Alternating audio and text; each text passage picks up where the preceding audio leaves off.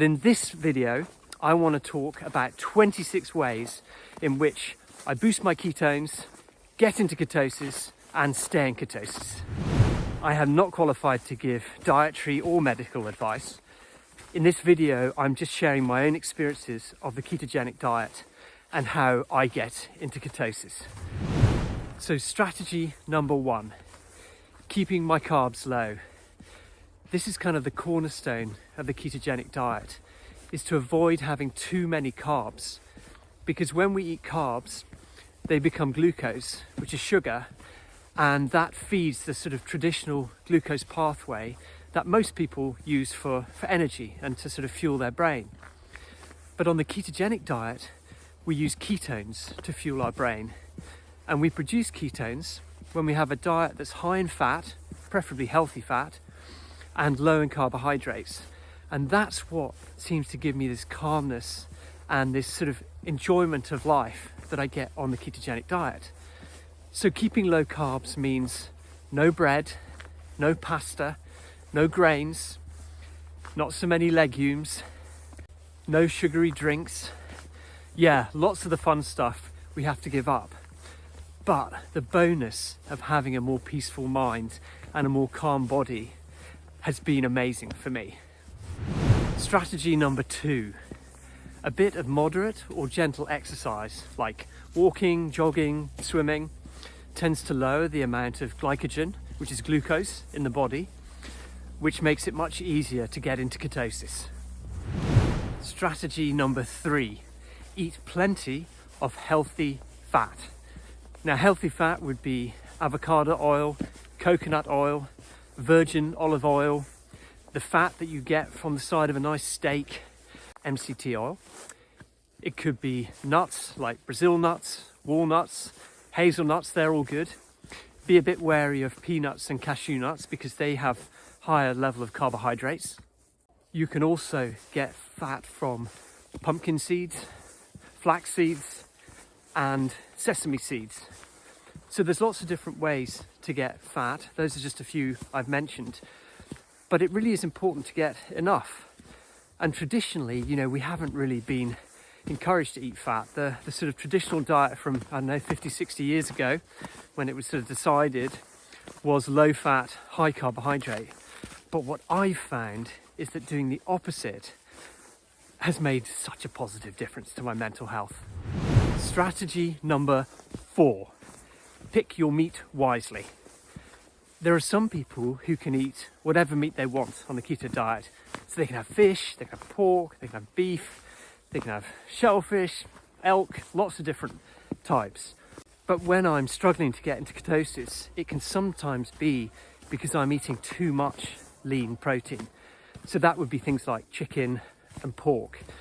And if I sort of move over to more sort of fatty meat, mainly things like beef, then often that just raises my ketone levels a bit. Strategy number 5, be mindful of various medications and supplements that you might be taking. For example, things like cough medicine often has a lot of sugar in it, and certain supplements have also high levels of sugar that are kind of hidden, if you like. One thing you can do is, if you think you're taking medication that has got sugar in it, you can speak to your pharmacist and ask them if they can provide you with an alternative that's sugar-free. Strategy number 6, getting enough sleep.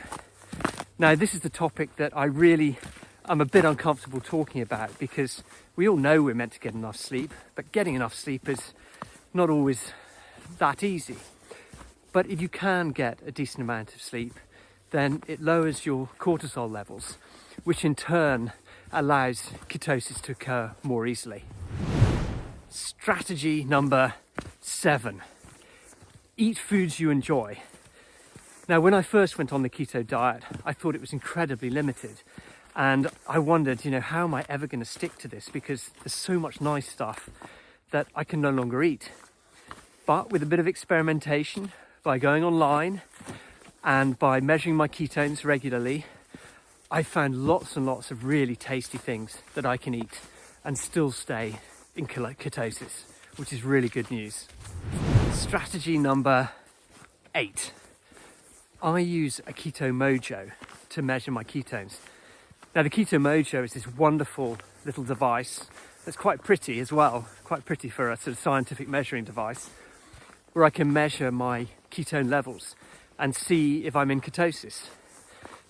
Now the levels that people aim for are very different. It tends to be something that individually you have to find out. But for me personally, when I'm over 0.5 millimoles per litre, then I feel pretty peaceful and good. And when I'm up to 1 millimole per litre or more, then I feel really good. Sometimes I drop out of ketosis. For me, it's not a big deal. This whole dance is about trying to be in ketosis as much as I reasonably can, but not getting too stressed if I'm struggling a bit, because getting stressed doesn't help your ketone levels. Strategy number 9, ask for help. So often when we start something new, or when I start something new, I get really enthusiastic and I investigate it and I play with it and I explore it, but I forget to ask for help from people who know what they're talking about. And then I usually get stuck and eventually I realise, gosh, I can actually ask for help. And asking for help, particularly with the keto diet, can make all the difference. If you have the resources to get a keto coach, then I would certainly recommend that. If you don't have those resources, but you just want to go online and research it and find sort of good, credible experts who can give you advice, then I would also recommend doing that too. There's more and more research going into the keto diet, and there are more and more people adopting it and researching it. And so the resources available for it are getting better and better. But ultimately, you really need to decide what works for you and investigate it from your own point of view, because we're all individuals and we all react to the diet in slightly different ways. Strategy number 10, learning to recognize when you're in ketosis. Now, when I first started the keto diet, it was very obvious when I went into ketosis because I felt really relaxed. It was almost like this kind of warm bath was engulfing my brain. And I hadn't ever felt like that, really. My brain had always had this kind of edge to it. And nowadays, the way I recognize being ketosis, because I don't test my ketone levels that often, but the way I recognize it now is that there's a lack of anxiety and there's a lack of sort of depressive symptoms. And that's a really easy way for me to know. So if for some reason I drop out of ketosis for a day or two, say I, eat some carbs at a party or something, have some chips with a steak rather than just having the steak and salad, then I might feel it the next day and the day after. But as soon as I get those feelings, I know, right, okay, I need to start eating much more fat and really dropping the carbs down. And usually the anxiety disappears, often within just a few hours, which is fantastic. Strategy number 11, my relationship with food, make it good. Now, food's an interesting subject because there are plenty of people who have issues with food. They have disorders involving food. Food is a tricky topic for some people. If you are one of those and you want to start the keto diet, I would recommend speaking to someone who knows what they're talking about so that you can be best equipped to have success with this diet.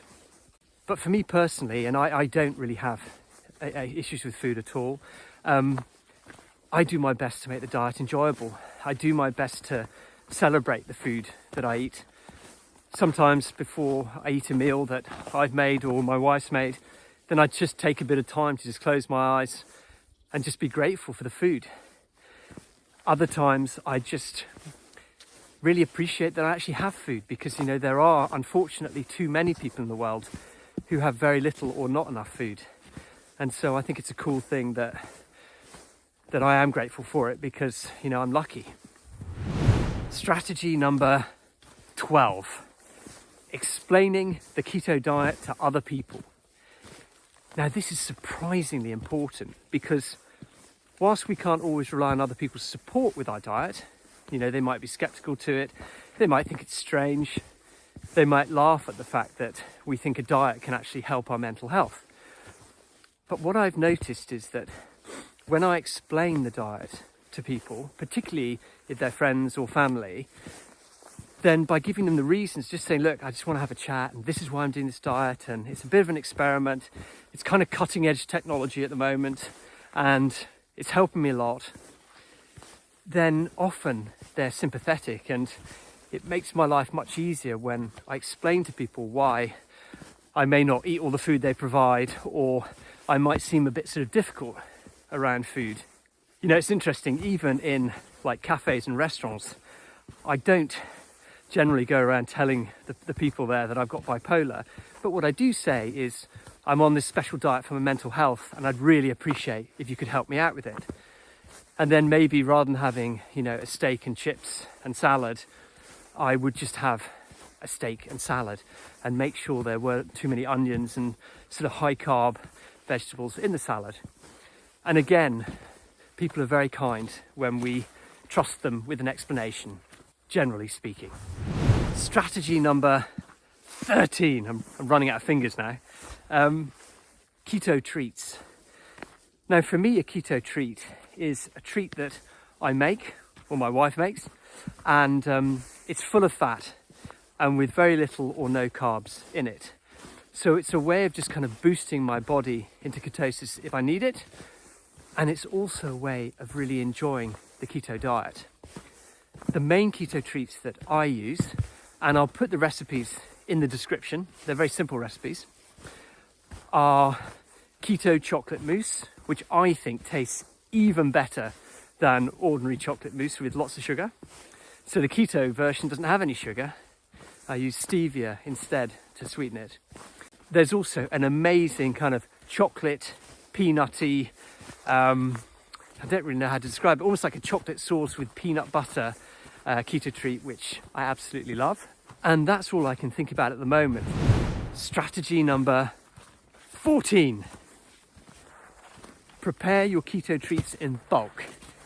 This is very simple. It basically means that if you make a keto treat, then make lots of it, because you can shove it in the fridge and have it for tomorrow or the next day or whenever. And it's always good to have them available, because often the times when I really need a keto treat is when I'm feeling most tired, or I'm feeling a bit grumpy or a bit down. And so to actually have one available that I don't have to go and freshly make, that's a real bonus. Strategy number 13. Read food labels carefully. Now, this is actually really important, because there are plenty of products out there that claim certain things, but strictly speaking, they don't live up to their name. I've got a keto treat here. I'm going to cover it up because I don't really want to persecute anyone who's at least trying to make keto treats. And in theory, it is keto, but there's still quite a lot of carbohydrates in it. I think it's around 8.6 in one bar. Now, normally speaking, I would want a keto treat to have under 2.5 grams of carbohydrates in 100 milligram serving. So I'm not sure how good this is for the ketogenic diet. It's definitely a step in the right direction, but check your labels and figure out how much carbs you can eat and how much you can't. Strategy number 16. Plan your travels and plan your day when you can, making sure that you can eat keto. So for example, if you're going to fly somewhere, it's really easy to turn up at the airport. You're looking around, there's lots of chips, there's lots of sweets, there's like, oh, yummy, yummy stuff. And if you're feeling hungry, then very rarely is there something really keto to eat. So what I do is I prepare meals before I go. And this can be really simple. It can just literally be having like a tub of chocolate mousse that I keep in my hand luggage that I can just eat on the plane. And the cool thing about the ketogenic diet is that we don't get nearly as hungry. So if I need to, I can easily last half a day or a day without eating anything, because I haven't got that insulin spike that then sort of makes me really sort of hungry. So yeah, it sounds like a really simple thing, but goodness me, it can make a real difference. Strategy number 17. I make sure that I eat enough protein. Now what this is, I think it's very individual. I've got no like official recommendations. I don't even know if there are official recommendations. But it's good to eat enough so that we don't end up too hungry. Strategy number 18. Stay hydrated. Now this is generally good advice for everyone, but it seems to be particularly helpful on the keto diet to just make sure that we drink enough water. And strategy number 19, oh, my finger's doing lots of weird things now. I sometimes take electrolytes.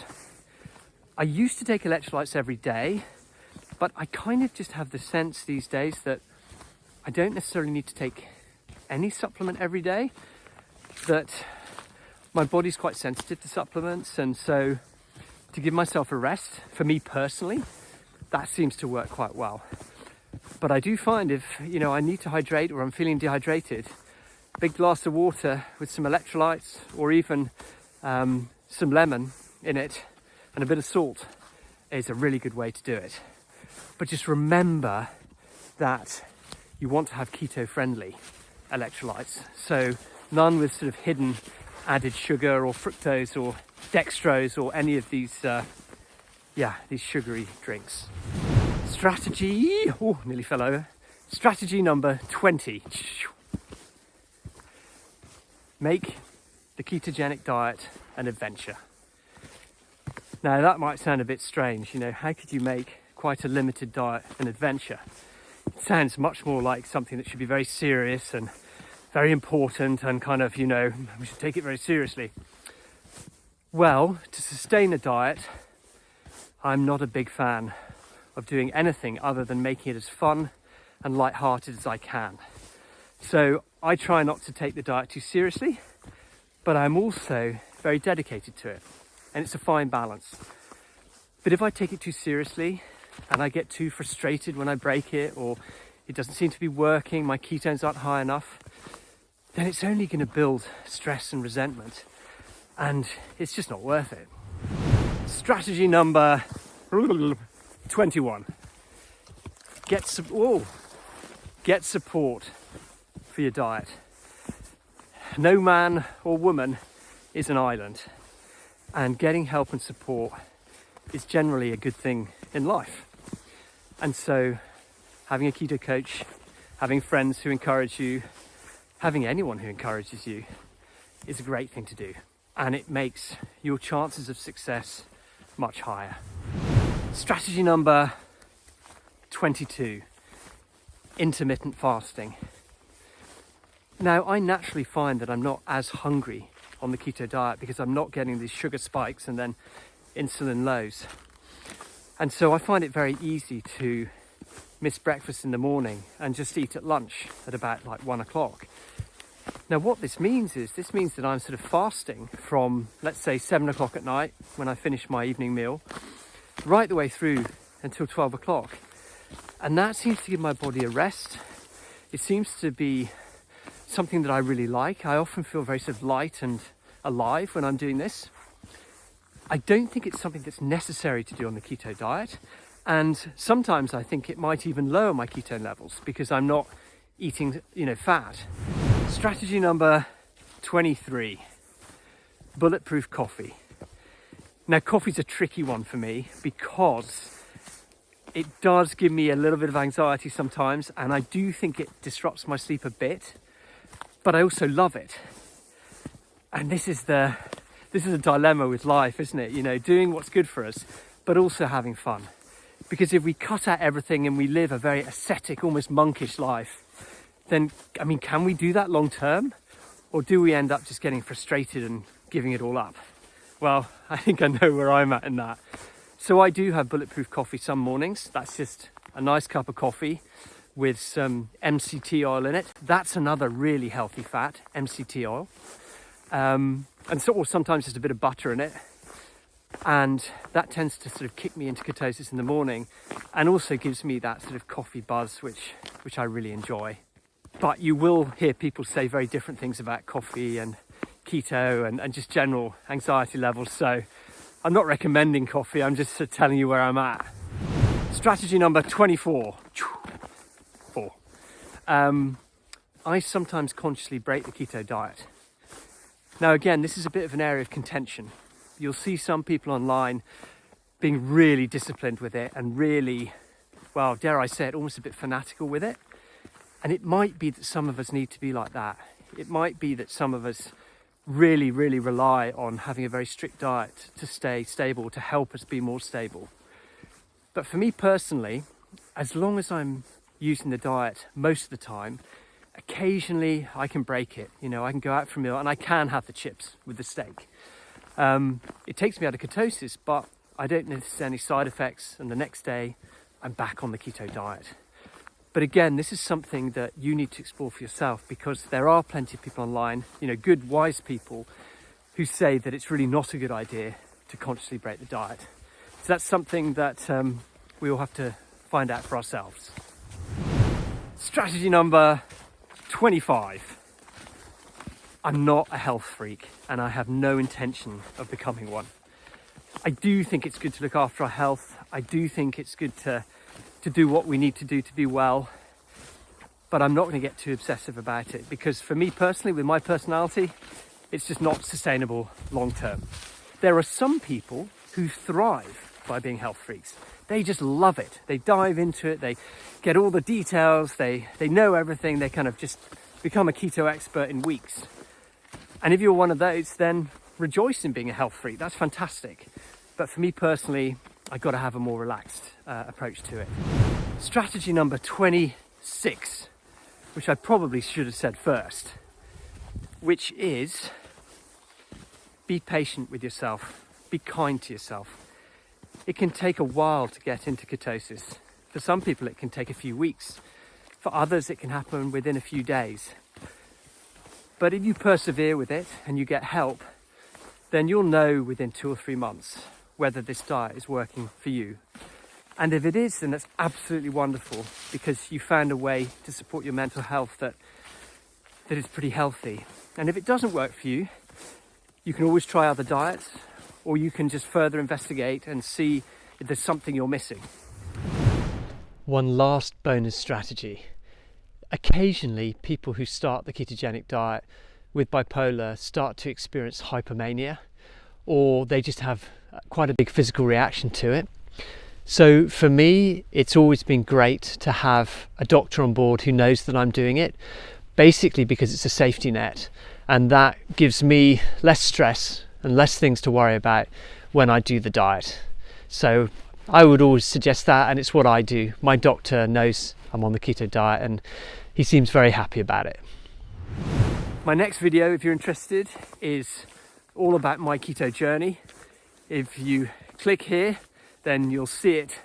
No, if you click there, then it'll appear and you can watch that if you fancy it. Have a lovely day and look after yourself.